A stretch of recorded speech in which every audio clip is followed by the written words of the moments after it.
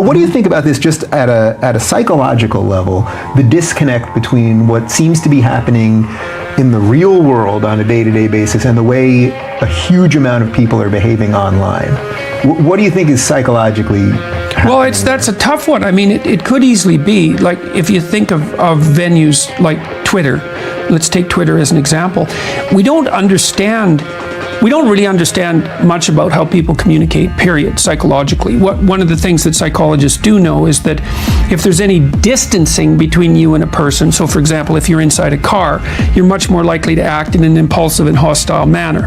And that because one of the things that seems to mitigate against that impulsive hostility is whatever mechanisms kick in when you're face to face with someone. So it is no secret that social media has had a good and not so good impact on society. With more connectivity has come more negativity. With more voices heard has come more voices silenced. With more narratives has come more controversy. With it all being one click of a button away.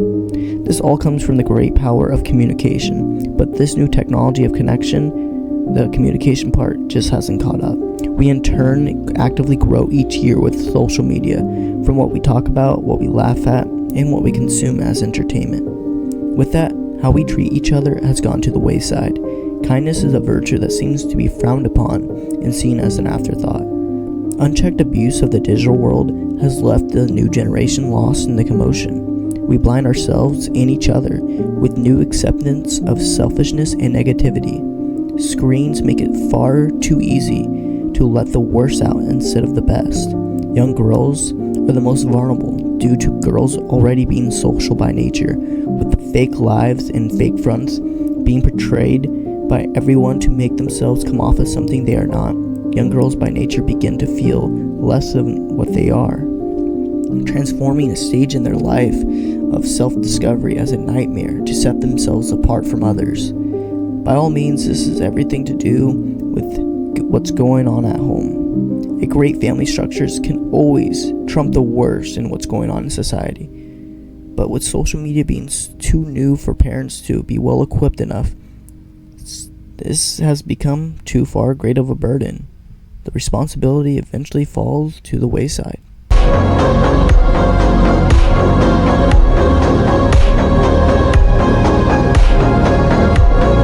So, but on Twitter, like, it could easily be, I read this little article here a while back showing what words needed to be in content for those to be most likely retweeted, and they were almost all high-level negative emotion words. And so it could be you have this huge pool of people, and then it might be that only the person who's in a bad mood and is irritated that day, or is sort of chronically like that, or dispositionally like that, let's say, and who is specifically angry about something that they saw right then, is likely to tweet. And so that gives you this tremendously skewed view of the consensus. A hive mind of human lives flowing through the digital world. Today, we now internally started to decode the world around us. The chains bonded to us by the government and other forms of control have never shined so bright. In fact, norms of today's society degrades faster with each year, with apathy building in the background of our subconscious minds. With everything so readily available through screens, with the added lovely touch of the horde imagery that is the quote-unquote modern era, people have in turn gone mad searching for true meaning, or what they like to preach as their quote-unquote truth, proactively bending real truths to shape the truth void of reason, killing originality and authenticity all in one stroke. We can see this with the accepted action of today's people, it being the worst than ever before, from people actively encouraging mental illness and drug abuse, while slowly letting past evils such as pedophilia be resurfaced as just another sexual preference. All this radical thought being pushed as the evolution of society, but in all actuality, it just being the symptoms of our failed one. For with the digital world, we have amassed a road planned for us by our own stupidity, for we have let corruption take over our laws, illusions hold up our markets, false people role model our children, while poison is fed and nurtured to us all. Slowly but surely, buzzwords and avid followers of the norm will no longer be able to hold back the blinds. As it's all revealed to us, will it be too late to stand? Person shows up at this pride thing where it's all about the trans movement. It's not about LGB. And look what happens to her. Watch this. SOT 15.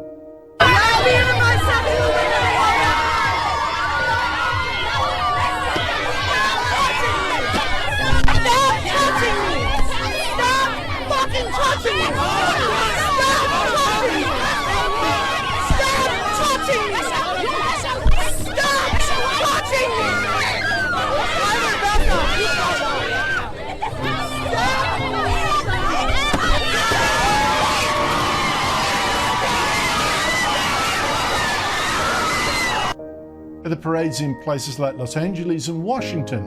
It strikes me this is more about, not so much about making children accept transsexuals and gays and drag queens and so on, which would be good, being tolerant. This is also about accepting the most demeaning sexual behaviours, whippings and all that kind of stuff, a perversion really of affection. And it's about flaunting an aggressive sexuality without any moderation or any consideration or any sense of time and place, dignity, no sense of propriety, or even a mutual love. I mean, this is promoting instead a really highly sexualized world. I'd say the same whether they were gay, bi, or straight. Podcasts and breakaway companies will be the stage of the new resistance of oppression. The organization, on the other hand, of the free people will be up to those who can win elections and win cases in court. No one can organize against this machine if there is nowhere to stand, because said machine controls every ounce of one's life. So, with this new great tool we have at our fingertips, a push of positivity and true knowledge must be made. Emotions and negativity will most certainly lead to the downfall of a better tomorrow. When everything is all said and done, we the people are the only ones that can truly make a difference. I am happy to join with you today in what will go down in history as the greatest demonstration for freedom in the history of our nation. If we look to the answer as to why for so many years we achieved so much, prospered as no other people on earth, it was because here in this land we unleashed the energy and individual genius of man to a greater extent than has ever been done before. Freedom and the dignity of the individual have been more available and assured here than in any other place on earth. The price for this freedom at times has been high, but we have never been unwilling to pay that price. Their lives ended in places called Belleau Wood, the Argonne, Omaha Beach, Salerno, and halfway around the world on Guadalcanal, Tarawa, Pork Chop Hill, the Chosin Reservoir, and in 100 rice paddies and jungles of a place called Vietnam. But why, some say, the moon? Why choose this as our goal? And they may well ask, why climb the highest mountain? Why 35 years ago fly the Atlantic? Why does Rice play Texas? We choose to go to the moon. We choose to go to the moon in this decade and do the other things, not because they are easy, but because they are hard. Because that goal will serve to organize and measure the best of our energies and skills. Because that challenge is one that we're willing to accept, one we are unwilling to postpone, and one we intend to win.